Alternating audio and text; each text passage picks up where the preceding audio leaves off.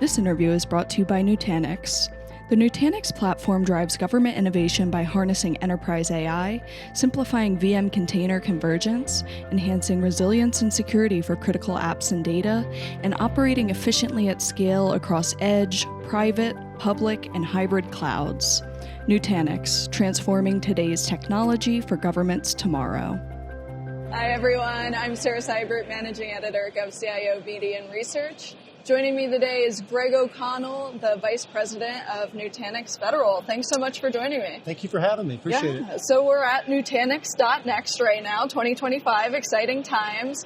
And Nutanix continues to be a solution that federal agencies are adopting. So how are you helping these agencies migrate, and what does that journey look like? Sure, absolutely. It's a great question. Thanks for asking. Nutanix has been working with the federal government for over 12 years now. And many of our customers in the early days were typically running on other platforms. We're what's known as a disruptive technology. So typically, if we're coming in, something else might be moving on its way out. And so with that, we've always taken great care in making sure we provide migration capabilities. Dating back to the early days with building a feature into the product. It's actually called Move, which allows our customers to move between and across different hypervisor platforms, for example, even cloud platforms as well.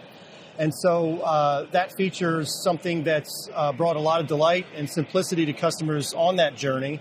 And so it's pretty well, I wouldn't say a well-kept secret, but it's not well known that Nutanix has actually been helping customers do these types of migrations for over a decade now. Wow. And we have many of those customers here with us at .next today. And, again, as a software-defined approach to hyper-converged infrastructure, which is what we pioneered in the early days, and now more hybrid multi-cloud capabilities, that software-defined approach provides for a great deal of agility in being able to quickly pivot and add new features and capabilities to the product. So there's been a lot of improvement on that move and those migration features as well. Yeah, and what are some of those improvements, or what does that look like? Oh, sure. So my favorite example is our hypervisor, actually, AHV. It just so happens to be the 10-year anniversary since we launched that product. And that product actually came about. It was born out of one of our federal customers' requirements 10 years ago. A little over 10 years ago, actually, where they were just asking us to provide support for open source KVM, which is what our hypervisor is actually built on. It's an open source KVM platform. And the request was based on their comfort with that capability, using open source KVM to do a lot of CL-like interfacing and building out and publishing their VMs. So we started taking on new features, and then they were asking us to support it, and then also asking for new feature requests. And over a period of time, we realized we were developing a hypervisor at parity and competitive with what was available in the industry. So that became AHV. That's sort of how it all came about. And there's many other products. I won't go into all the detail, but lots of other features over time that have come about, not just from our federal customers, but also from our customers worldwide that we're able to build into the platform. Right, that's super exciting. And so there were a lot of announcements made at the keynote address this morning. What were some of your takeaways from that discussion, and what's next for Nutanix? What's next at .next, right? Very exciting announcements this morning at the keynote for certain. The relationship with Pure Storage is a big one, right? That's yet another external storage target that we'll be able to provide our customers. The continued platform choice, which is a big part of what Nutanix is all about, as platform and customer choice, whether it's the hypervisor, your cloud targets, your storage targets, your hardware platform if you're running it on-prem. Right. So that's a big part of our story. As we look to the future, what's next on the horizon? What are you most excited about? Right. So, wow, I think without saying, it's a lot of buzz across the industry right now with AI. I truly believe we're at the foothills of another amazing super cycle with what we're seeing out there. I'd like to look back to the early first Web 1.0 era, and what we saw with the browser and how that unleashed so many of these new killer applications and just change the way we work, productivity and business, all those types of things. And I think what we're going to see with AI, it's going to dwarf that. Yeah. And we're really out in front of that right now. We have our own AI offering.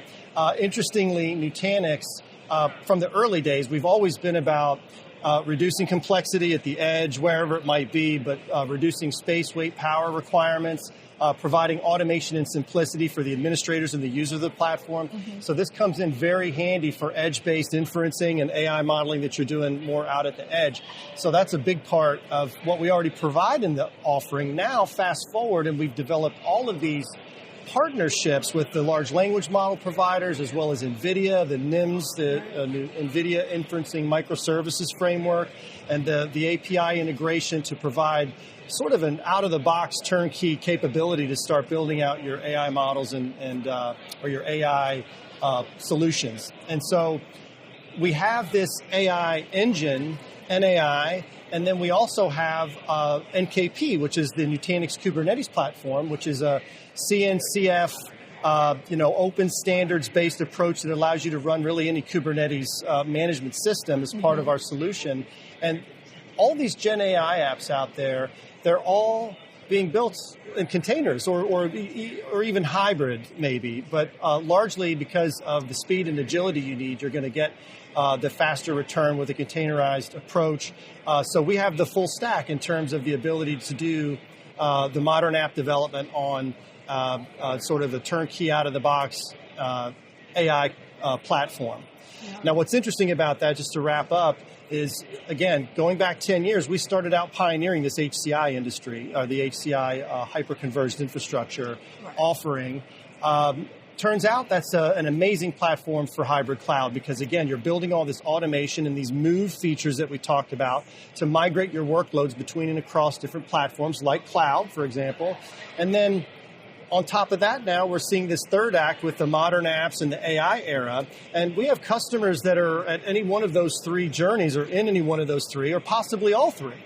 So we're super excited about all of it and looking forward to, working with our federal customers here and helping them more on those journeys. Yeah, that is very exciting. It was years ago at this point, but I was listening to one of the agency CIOs speak at an event, and he said AI is going to be more revolutionary to humans than fire. Absolutely. And that stuck with me. I was like, oh my God. And since then, over the past just few years alone, it's been really exciting to see how it has boomed and where it's going. So thank you for joining. And thank you for hosting. Absolutely. Appreciate it.